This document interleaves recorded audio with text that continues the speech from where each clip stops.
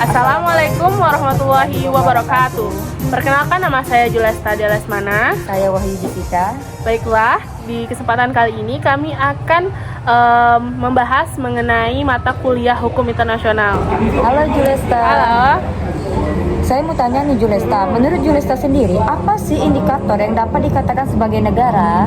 Nah, menurut aku sendiri, indikator yang dapat menyebutkan dapat dikatakan sebagai negara, menurut kan kita kan lagi belajar hukum internasional ya, mata kuliah kita ya. Nah, menurut aku tuh ada beberapa indikator yang mempengaruhi bisa dikatakan sebuah negara gitu kan. Pertama, ada kedaulatan. Yang kedua, ada wilayah. Yang ketiga, ada penduduk. Yang keempat itu ada pemerintahan. Dan yang terakhir, ada hubungan internasional. Aku jelasin satu-satu ya. Jadi, kedaulatan adalah salah satu indikator utama untuk dikatakan sebagai negara. Artinya, negara memiliki kekuasaan penuh untuk mengatur urusan dalam wilayahnya sendiri tanpa campur tangan dari negara lain. Kedaulatan ini mencakup kekuasaan untuk membuat undang-undang, menjalankan pemerintahan, dan juga menjaga keamanan dalam wilayahnya. Nah, yang kedua ada wilayah. Wilayah ini negara tuh harus memiliki wilayah yang jelas dan terdefinisi.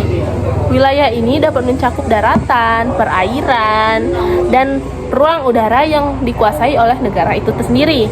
Wilayah negara dapat ditentukan melalui perjanjian internasional, penaklukan, atau klaim historis yang diakui oleh komunitas internasional. Terus, yang ketiga tuh ada penduduk. Nah, penduduk ini apabila sebuah negara harus memiliki penduduk yang tinggal di wilayahnya. Penduduk ini bisa memiliki kewarganegaraan atau status hukum tertentu yang diakui oleh negara. Kewarganegaraan adalah hubungan hukum antara individu dan negara yang memberikan hak dan kewajiban tertentu kepada individu tersebut. Nah, terus ada yang keempat tuh pemerintahan. Negara harus memiliki pemerintahan yang efektif dan berfungsi juga. Pemerintahan ini bertanggung jawab untuk mengatur dan melindungi kepentingan penduduk di wilayah itu sendiri gitu kan. Terus, pemerintahan dapat memiliki struktur politik yang berbeda, seperti ada monarki, ada republik, ada sistem otonomi terbatas, dan juga asalkan pemerintahan tersebut dapat menjalankan fungsi-fungsi dasar negara dengan baik. Terus ada hubungan internasional, yang dimana negara harus memiliki kemampuan untuk menjalin hubungan dengan negara lain juga. Nah, ini termasuk kemampuan untuk melakukan perjanjian internasional, berpartisipasi dalam organisasi internasional, dan juga menjalankan atau melakukan diplomasi yang dilakukan oleh diplomat negara itu sendiri gitu kan. Nah, juga negara juga harus mengakui kedaulatan dan integritas teritorial negara lain serta menghormati hukum internasional yang berlaku. Nah, jadi kayak bisa kita simpulin lah gitu ya kan, bahwa hukum internasional tuh gimana memiliki keterkaitan untuk indikator dapat dikatakan sebagai negara dalam hubungan internasional. Karena ya gimana kita mau membangun hubungan internasional jika negara kita tuh belum mau berkembang untuk jejaring yang lebih internasional gitu kan. Nah, menurut aku sih gitu. Kalau untuk Wahyu Jessica sendiri gimana indikator dapat dikatakan sebagai negara itu? Menurut saya, tadi kan Julesta menjelaskan tentang indikator secara umum. Menurut saya sendiri, indikator dapat dikatakan negara demokrasi karena Indonesia sendiri bisa dapat dikatakan demokrasi karena Indonesia itu menganut sistem demokrasi. Di zaman modern ini, banyak negara di dunia yang mengaku sebagai negara demokrasi, termasuk Indonesia sendiri. Secara ringkas, demokrasi dapat diartikan sebagai pemerintahan dari rakyat, oleh rakyat, dan untuk rakyat.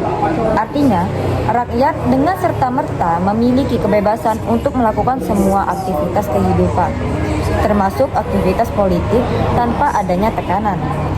Demokrasi sendiri berasal dari bahasa Yunani. Demos yang artinya rakyat dan kratos yang artinya pemerintahan.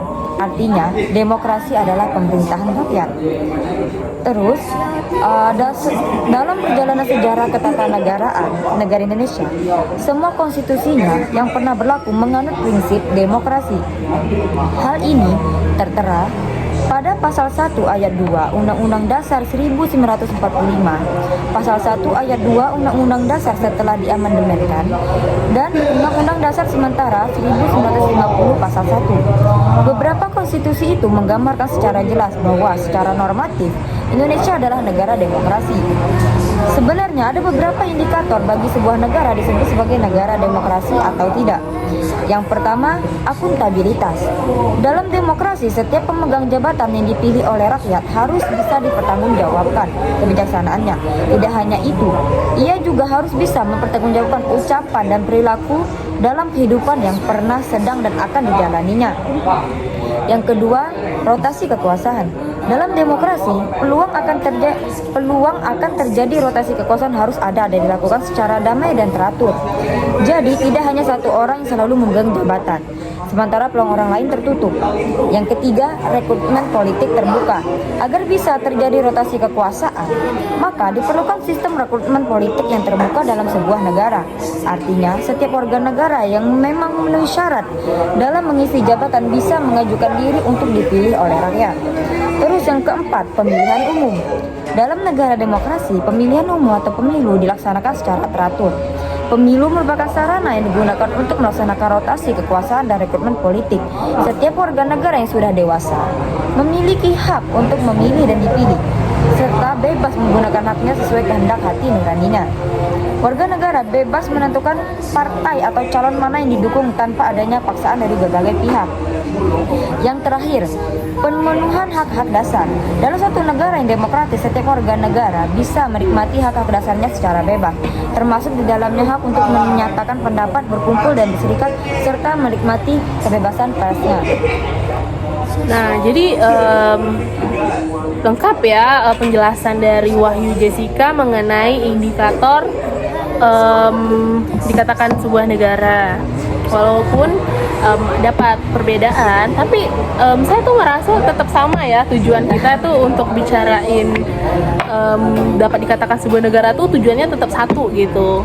Tapi kalau Wahyu Jessica tuh lebih spesifik, sedangkan aku secara generalnya gitu kan. Nah juga dapat kita simpulin, jadi kesimpulannya tuh kan indikatornya tuh dapat dikatakan sebuah negara tadi ada apa? Tadi ada akuntabilitas, terus ada rotasi kekuasaan, terus ada rekrutmen politik terbuka, pemilihan umum, dan pemenuhan hak-hak dasar. Nah, menurut aku juga indikator dapat dikatakan sebuah negara tuh ada, pertama harus ada rakyat nggak sih? Iya kan? Ya. Rakyat tuh penduduk maksudnya ya. Terus ada juga kedaulatan wilayah, terus sama satu lagi pemerintahan, dan satu lagi hubungan internasionalnya gitu kan. Jadi mungkin sekian yang dapat kita sampaikan mengenai indikator dikatakan sebuah negara gitu kan ya. Baiklah, sekian dapat kami sampaikan. Kami tutup. Wabillahi taufik wal hidayah. Wassalamualaikum warahmatullahi wabarakatuh. Dadah.